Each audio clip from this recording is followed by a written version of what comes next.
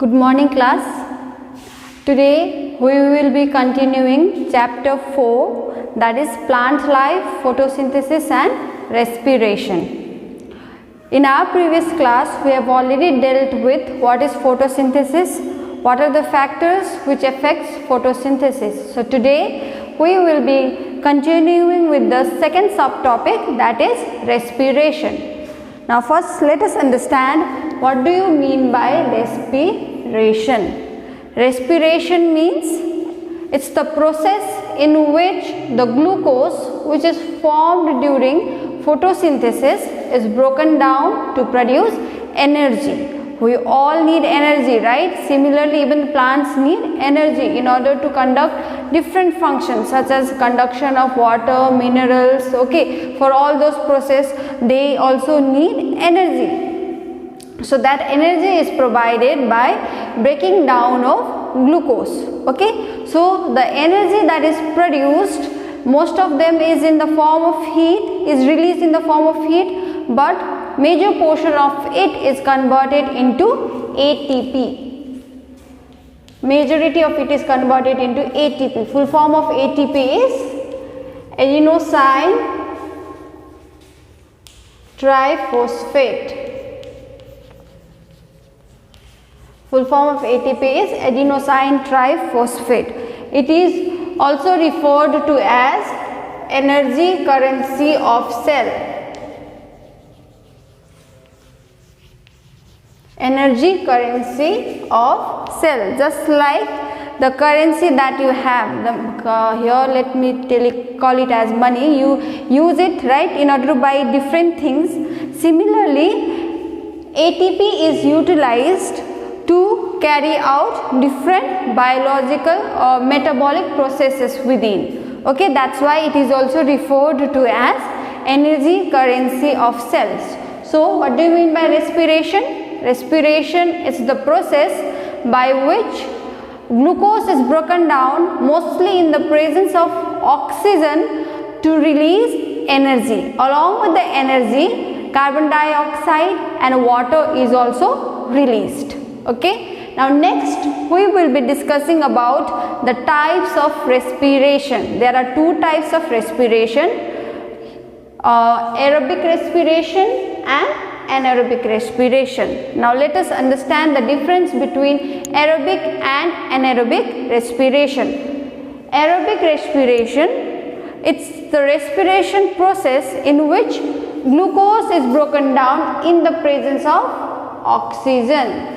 You need oxygen to break down the glucose into carbon dioxide, water, and how many ATP molecules are produced? 38 ATP molecules are produced, because your glucose, complete breakdown of glucose takes place in aerobic respiration. That's why 38 molecules of ATP is produced during aerobic respiration. So aerobic respiration means here you need the presence of oxygen in order to break down the glucose. Next one is your anaerobic respiration. Anaerobic respiration takes place if when the amount of oxygen is less. Okay, if you have a deficiency of oxygen in the cells, then the breakdown process that takes place, breakdown of glucose takes place, and the products forms are a bit different as compared to your aerobic respiration. So the byproducts that are formed during anaerobic respiration, in case of plants they form a ethyl alcohol. This is in case of plants. In case of plants, while carrying out anaerobic respiration, glucose is broken down to produce ethyl alcohol, carbon dioxide, and only 2 molecules of ATP is produced, since incomplete breakdown of glucose takes place. Okay, that because of that only 2 molecules of ATP is produced. That it means less energy is produced in anaerobic respiration. This is in case of plants. Now in case of animals, the glucose is broken down to produce, what are the byproducts? Lactic acid,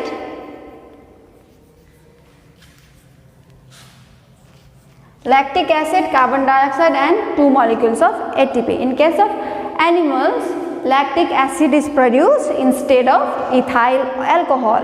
Okay, sometimes when you exercise a lot, or if you are playing outside for a long period of time, you have a cramp in your legs, right? Your leg muscle starts paining, you have a cramp.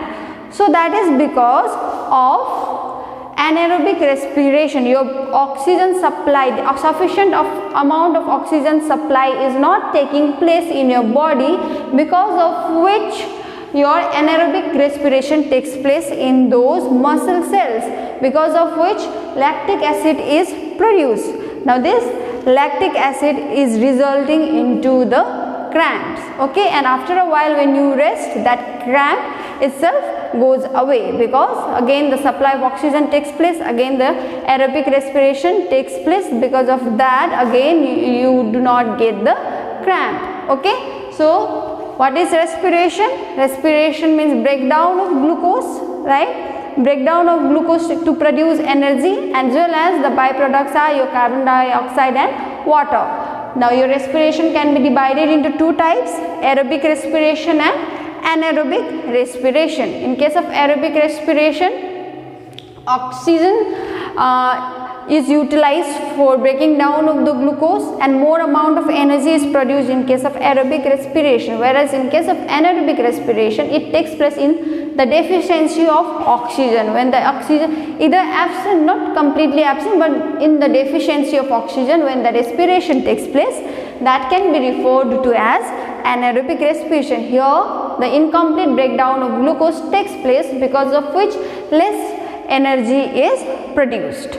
Okay, now like photosynthesis, plants, in case of plants, it is to occur only during the daytime, right? Because for photosynthesis, essential raw material is sunlight.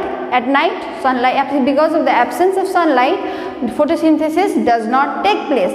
But your respiration, it takes place both day and night, because both during the day and night the process within the plants are being carried out, and they need energy. Just like in animals, we break down the glucose and then produce the energy. Similarly, plants also do the same thing. They produce the energy by breaking down the glucose that is produced during the photosynthesis. Okay, so we have discussed in our previous class also, since gas carbon dioxide is released, okay, during respiration, so that carbon dioxide escapes out of the plant through stomata. Stomata, where are those present? Those are present on the lower side of the leaves. Okay, these are the pores through which your carbon dioxide gets out of the leaves and oxygen enters the leaves. Okay, now we will be discussing the structure of stomata and the working of stomata. Exchange of gases takes place through the stomata. Stomata, it's a pore which are present below, on the lower surface of leaves. Let us discuss in detail about the structure of stomata. How does stomata looks like and what are its parts? So this is the basic structure of your stomata. Stomata has two kidney bean shaped cells called, what is it called? Guard cells. Okay, now your guard cells adjoins in such a way that they leave a pore here. This pore is referred to as stoma. Through this pore only your gases exchange, transpiration takes place. Okay, now your guard cells, they are loaded with cell organelles just like other cells, okay, but they have more amount of, they have chloroplast,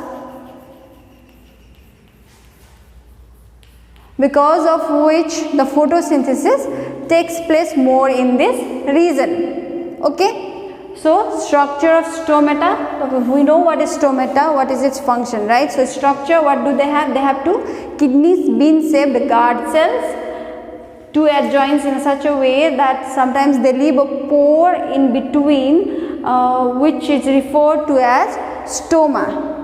Okay, and they have adjacent cells around. Now your guard cells are loaded with chloroplast, because of which photosynthesis takes place. Now let us discuss about the working of stomata. Okay, now your stomata opens at the daytime and usually closes at night. Okay, so how does that happen? Since it's loaded with chloroplast, so photosynthesis will be taking place here, right? So photosynthesis will be taking place in this region. That means more amount of glucose will be in this region. More amount of glucose means less amount of water than the adjacent cell. Adjacent means nearby cell, right? So during the daytime, when photosynthesis takes place, the amount of solute will be more in guard cells and water will be less, and in the nearby cells the amount of glucose will be less and amount of water will be more, because of which movement of water takes place into the guard cell, from adjacent cell into the guard cell, resulting into swelling of guard cells. Because of the swelling of guard cells, this stoma opens during the daytime, okay, thus releasing the carbon dioxide and letting the oxygen to enter. Okay, so that happens during the daytime. Now during the night, what happens?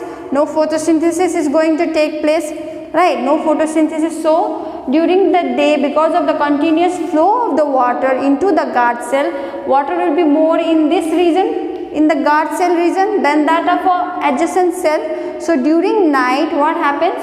From the guard cell, water will move out to the adjacent cells, because of which these guard cells will shrink and stoma will be closing. Okay, so how do working of stomata? During the daytime your stoma opens and during the night your stoma closes. How does that happen? Because of the movement of the water. During the daytime, your water from the nearby cell moves into the guard cells and guard cell swells. Okay, during the night, your water moves out of the guard cell and guard cell shrink, thus resulting into closing of stoma. So other than stomata, gaseous exchange also takes place through lenticles.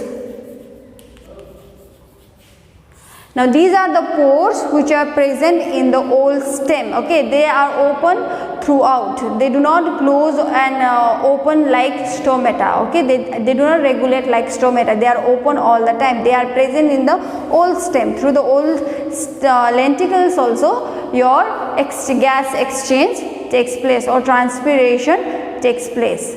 So that's all about chapter 4. We have your topics that you have to know is what is photosynthesis, factors regulating photosynthesis, respiration, what are the two types of respiration. You should be able to frame an equation related to both photosynthesis and respiration. In case of respiration, both aerobic and anaerobic respiration. Okay, thank you.